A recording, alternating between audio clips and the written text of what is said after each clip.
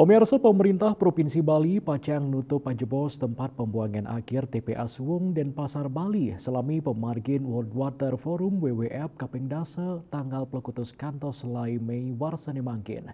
TPA Suwung ngawit ketutup tigang rahina sedurung pemargin Forum Air Internasional Inuncap.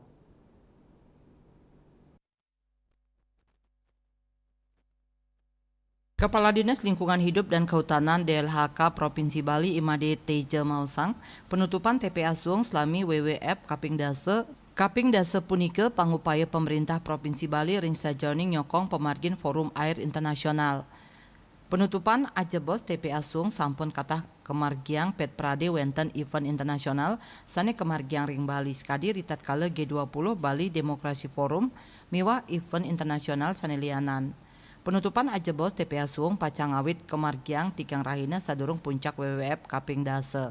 Artos nyane TPA Suwung pacang ngawit katutup ajebos ngawit tanggal 15 kantos 6 Mei warsa kalitali 4 punika mawinan sadurung katutup ajebos kaaptiang lu sane wenten pamekas ring kota Denpasar miwah Kabupaten Badung digelis kakirim ke TPA Suwung. Mangdane nenten wenten lu sani numpuk ring TPS 3R ring suang-suang wewidangan. Selami acara taler nenten kelaksanayang pengangkutan lu ke TPA Suwung.